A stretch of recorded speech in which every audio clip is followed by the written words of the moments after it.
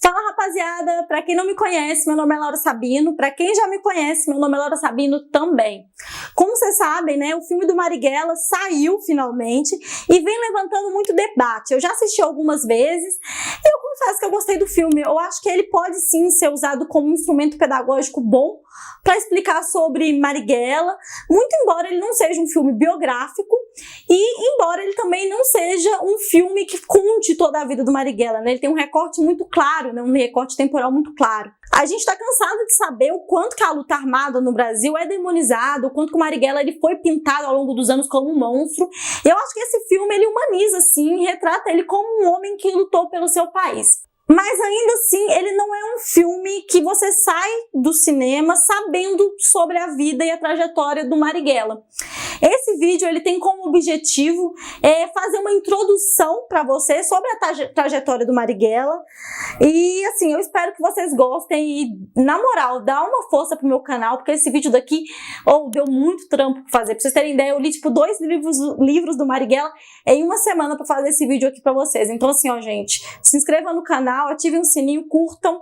E é isso. Carlos Marighella nasceu em Salvador no dia 5 de dezembro de 1911. Ele foi um importante militante revolucionário, político, escritor e poeta. Ele era um dos 7 filhos da baiana Maria Rita do Nascimento e do imigrante italiano Augusto Marighella. Na Itália, o Augusto ele era um operário e militante anarquista. Já que no Brasil, ele abriu sua própria oficina mecânica e não continuou com sua militância sindical organizada, mas ele se manteve ali com as ideias de esquerda. O que, na verdade, facilitou mais pra frente a aproximação do menino Carlos, né, aos discursos de esquerda.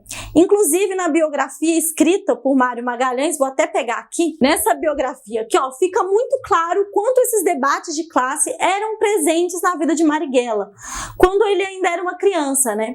Já que seu pai criticava sempre a truculência da política e falava também das desigualdades sociais. Carlinhos era muito comunicativo e na adolescência adorava ler e escrever poemas satíricos, era debochado, menino. Em sua juventude ele entrou no curso de Engenharia Civil da Escola Politécnica da Bahia. Aqui, gente, eu acho importante ressaltar que a entrada do Marighella na universidade não foi uma coisa comum pra época, tá? É só a gente pensar que hoje já é muito difícil a entrada de pessoas pobres na faculdade. Agora, imagina naquela época, para vocês terem ideia, né? Dona Maria Rita, que era mãe do Marighella, ela nasceu em maio de 1888, no mês da assinatura da Lei Áurea. Os pais dela, né? Então, os avós de Marighella, no caso, eles eram pessoas escravizadas. Então, assim, vocês imaginam naquela época um jovem pobre, negro, cursando engenharia, né? 23 anos após a Lei Áurea. O fato é que a faculdade foi uma grande virada na vida de Marighella, porque era a queda do período chamado de República Oligárquica ou República Café com Leite. Uma época marcada por oligarquias, desigualdade social, voto de cabresto e o tal chamado coronelismo, né? Marighella, então, se aproxima dos ideais socialistas na universidade e se junta à juventude do PCB, atuando ativamente nas frentes dos movimentos estudantis. Marighella, ele nunca se iludiu com a propaganda getulista sobre a chamada Revolução de 30. Ele vivia dizendo que sem um mandato popular, o que o Getúlio tinha era uma ditadura e um golpe contra o Brasil. Marighella, ele escrevia muitos poemas, né, como eu falei, e ele debochava de Vargas e principalmente do governador da Bahia, que era o Juracy Magalhães. Os seus poemas, eles logo começaram a ganhar visibilidade nos saraus, depois nos festivais e logo passou a circular na cidade. Acreditem, a primeira prisão do Marighella aconteceu em 32 e foi por causa de um poema. Ao sair da prisão, Marighella até que tentou retomar ali seus estudos, mas suas notas murcharam, ele parecia mais empolgado em escrever poemas do que com o curso em si. E em dezembro de 1934, ele foi suspenso da universidade por panfletar dentro do espaço. Nunca mais ele retornou. Entre os dias 23 e 27 de novembro de 1935, aconteceu a chamada Intentona Comunista, também chamada de Revolta Vermelha ou Levante Comunista. Eu prefiro Revolta Vermelha, eu acho melhor. Que foi uma tentativa de se construir uma revolução brasileira. Encabeçada por Olga Benário e Luiz Carlos Prestes, o movimento foi construído pelo PCB, ANL e do Comiter. A tentativa fracassou, muita gente foi presa, muita gente foi morta, muita gente foi torturada, e Getúlio Vargas usou essa revolta para justificar a instauração de sua ditadura e o aprofundamento de políticas de censura da imprensa e de seus opositores. Foi em 1936, quando tinha 25 anos, que Carlos Marighella foi transferido para o Rio de Janeiro com a missão de contribuir para a reorganização do partido após o fracasso da Revolta Vermelha. No dia 1º de maio, já sob a ditadura varguista, Marighella foi preso pela segunda vez e torturado por 6 meses. Ao sair da prisão, ele foi direto para a clandestinidade, já que na ditadura do Estado Novo, comunistas eram mortos, censurados, presos e torturados. Ao sair da prisão, Marighella continuou se dedicando principalmente aos escritos de poemas, de texto, à formação política de outras pessoas, eventos culturais e atividades militantes de modo geral. Nessa época, o PCB tinha muita força política com parte dos trabalhadores, sobretudo os trabalhadores urbanos, por causa ali da enorme presença e atuação junto dos sindicatos. Por isso, mesmo vivendo sob um regime autoritário, com uma constituição autoritária e um presidente imposto, a resistência às movimentações políticas socialistas persistiam e conseguiam aglutinar forças, como, por exemplo, o Instituto Brasil-União Soviética, que contava com nomes fortes na direção, como Tarsila do Amaral e Jorge Amado. Marighella também se tornou amigo do escritor Graciliano Ramos, e ele também publicava no jornal Tribuna Popular do PCB, no mesmo lugar onde que Carlos Drummond de Andrade. Em 1939, claro que ele estava fazendo tantas as movimentações, o Marighella acabou se tornando preso político pela 3ª vez. Ele foi torturado mais uma vez na Delegacia de Ordem Política, que é o DOPS, de São Paulo, enquanto ele se negou a fornecer informações sobre outros poetas, militantes e sobre o partido para a polícia. Dessa vez, ele ficou preso por 6 anos, passando por 2 prisões.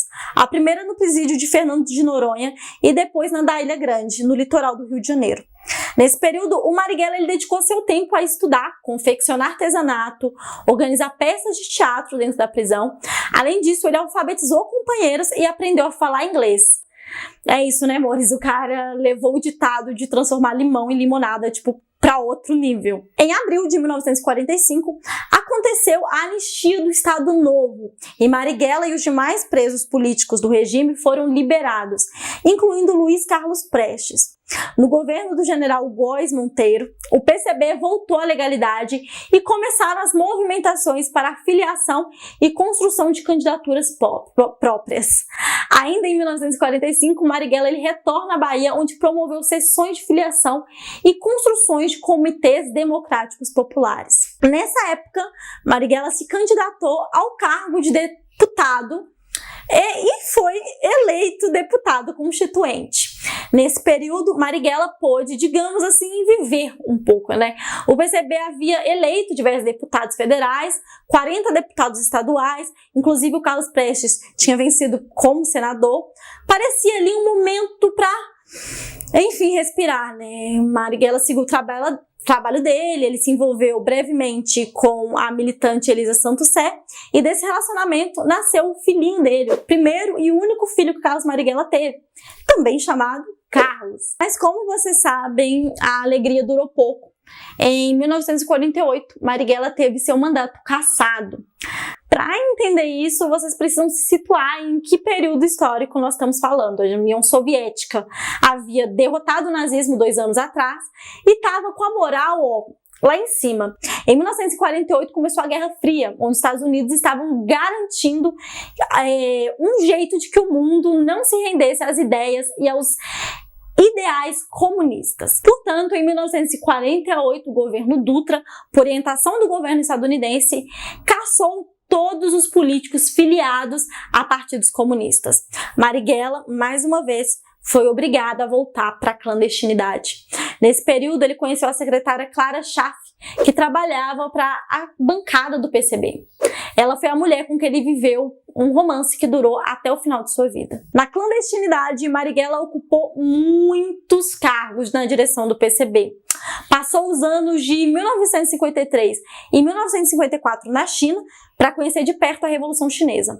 Ele voltou para o Brasil sendo atuante nas lutas do país, como a luta contra as privatizações das estatais, monopólio estatal do petróleo e contra o envio dos soldados brasileiros para a Coreia.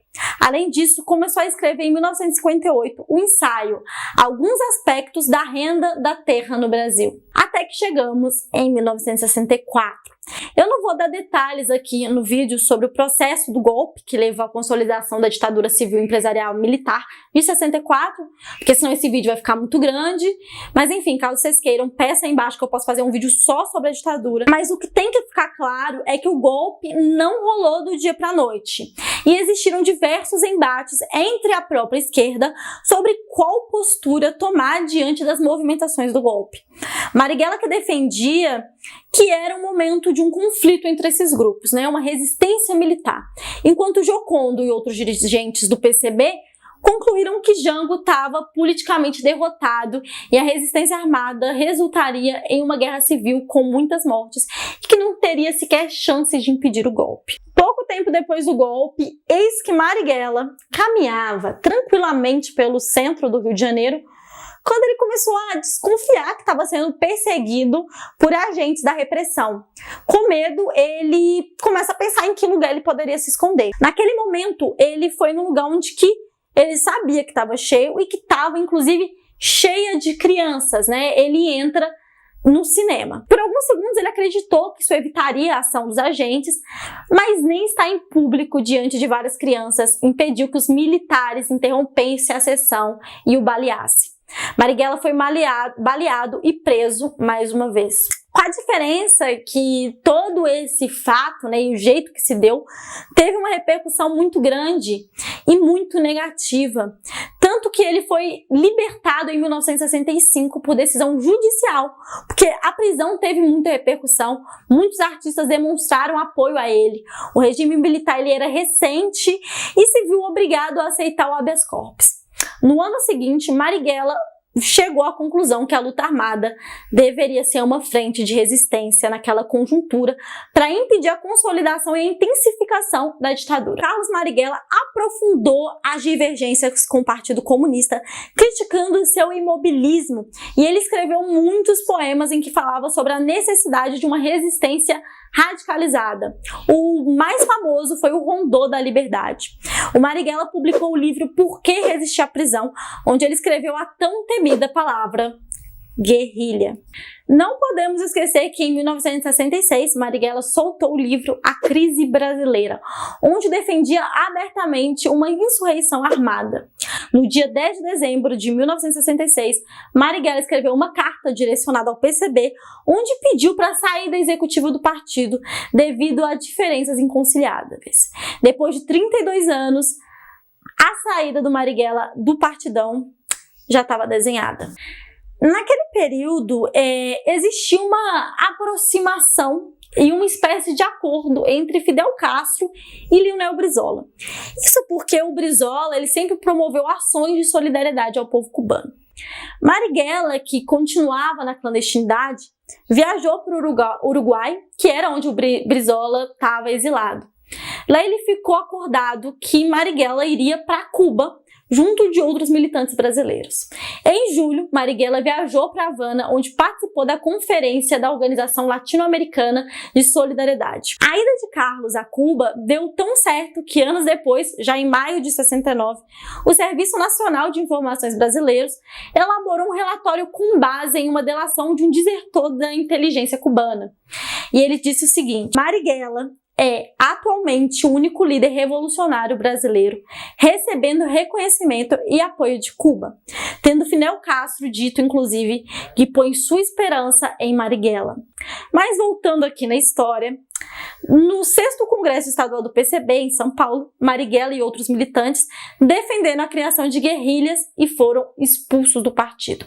Em fevereiro de 68, Marighella, Joaquim Câmara, Rafael Malizete e Zilda Xavier criaram a maior guerrilha contra a ditadura no Brasil, a Ação Libertadora Nacional, a ALN. Não é verdade que a ALN roubava civis, trabalhadores, comércios ou pequenas lojas. Os assaltos aconteciam em bancos, redes de lojas milionárias e costumavam interceptar também cargas de armas. O grupo tinha como objetivo fornecer uma infraestrutura de resistência armada aos trabalhadores urbanos, estudantes e os mais distintos grupos de resistência. Afinal de contas, eram tempos repressivos em que militantes eram mortos e torturados apenas por existir. Ou lançar uma música, poema ou peça de teatro, que desagradasse os militares. As torturas aplicadas pela ditadura iam desde palmatória, cadeira de dragão, pau de arara, eletrochoque, estupros, algumas vezes feitos com ratos, baratas, pedaço de madeira e mutilação. Além disso, os militares eles não poupavam bebês e crianças, além de dizimar povos indígenas. Voltando à ALN, como está descrito no livro do Mário Magalhães, o viés militar do movimento não impediu que as lideranças ajudassem ali na construção de greves e ações populares. Como, por exemplo, a primeira greve que aconteceu desde 64, que aconteceu depois de 64, aconteceu em Contagem, em que mais de 6 mil metalúrgicos pararam, e nessa organização tinha algumas pessoas ligadas à CRM, que depois se uniu à ALN. A greve dos metalúrgicos de Osasco, que aconteceu 3 meses depois dessa grande greve de Contagem, também tinham nas suas lideranças pessoas ligadas à guerrilha. Além disso, existia uma relação muito próxima de camaradagem e respeito entre Marighella e a ANL com os padres dominicanos que ajudavam na resistência contra a ditadura. Não posso esquecer que em julho de 69, Marighella escreveu o Mini Manual do Guerrilheiro Urbano, um pequeno livro que tinha o objetivo de ajudar e orientar movimentos revolucionários que queriam utilizar as táticas de guerrilha. No dia 15 de agosto de 1969, aconteceu mais uma ação grandiosa da Ação Libertadora Nacional, e foi na cidade de São Paulo. Diferente das ações comuns que tinham como objetivo conseguir dinheiro para financiar a resistência ou libertar prisioneiros, eu tô falando dessa ação aqui, ó. Atenção, está no ar a Rádio Libertadora. Um dos grandes empecilhos que toda a resistência enfrentou e ainda enfrenta, diga-se de passagem, é a capacidade de difundir suas ideias e suas ações. Às 8h30 daquela sexta-feira, a Rádio Nacional Paulista, afiliada da Rede Globo, foi tomada por uma voz que dizia: atenção! Em um manifesto sobre a luta armada foi lido ao vivo. Sem dúvidas, um dos momentos mais marcantes no Brasil. Em menos de um ano que o movimento existia, Marighella já foi apontado como inimigo número 1 da ditadura, gente, não é por menos. Em 4 de setembro de 1969, a ALN e o MR8 promoveram a ação mais marcante da resistência armada brasileira: o sequestro do embaixador norte-americano Charles Elbrick. Como vocês sabem, os golpes aplicados na América Latina foram financiados pelos Estados Unidos, e essa ação teve um grande simbolismo e uma importante função. O embaixador foi liberado após e mediante a divulgação de um manifesto político que lançava luz sobre a guerrilha urbana no Brasil. Ele também, graças a essa ação, libertou 15 presos políticos que estavam sendo torturados nos porões do DOPS. Até que na noite de 4 de novembro de 1969, Carlos Marighella foi assassinado em São Paulo em uma emboscada comandada pelos delegados do DOPS, o delegado Sérgio Paranhos Fleury. E a emboscada foi criada a partir de tortura de freis dominicanos que tinham relações com Marighella. Carlos foi encontrado com 5 tiros, um deles disparados a menos de 8 centímetros do seu peito. A família nem pôde se despedir, porque horas depois seu corpo foi enterrado como indigente no cemitério da Vila Formosa. Em 1979, Oscar Niemeyer conseguiu que os restos de seu amigo Marighella fosse transferido para um túmulo que ele comprou em Salvador. Eu queria falar também sobre uma falsa polêmica que tem acontecido pelo filme, de que Elke Marighella era ou não negro. Bom, é público que ao longo de sua vida Marighella sofreu ataques de cunho racista, como em 1947, quando ele criticou Altamiro Requião. O Requião respondeu: não permito que elementos de cor como Vossa Excelência interrompam o meu discurso. Essa foi uma das vezes em que ele sofreu ataque racista publicamente. O que eu sei é que ele nunca foi lido realmente como uma pessoa branca, né? Além disso, existem várias passagens em várias biografias em que Marighella se refere a ele mesmo como um mulato apaixonado pelo Brasil. Eu sei que o termo mulato hoje já caiu em desuso, ou deveria ter caído em desuso, né? Mas o ponto aqui era que Marighella não se via como branco e não era lido como branco, né? Ah, mas seu Jorge é mais escuro que ele, escureceram Marighella. Olha, a maioria das produções embranquecem figuras históricas e eu não vejo esse pit todo quando é um caso de embranquecimento. Bom, pessoal, quero agradecer ao pessoal do Apoia-se que mantém esse canal aqui de pé. Eu quero implorar pra vocês, gente, se inscrevam no canal, comentem, velho, sério, todo mundo que assiste esse vídeo, comenta pelo menos 3 vezes aqui, porque deu muito trampo fazer esse vídeo, viu? Nós estamos juntos, até a próxima!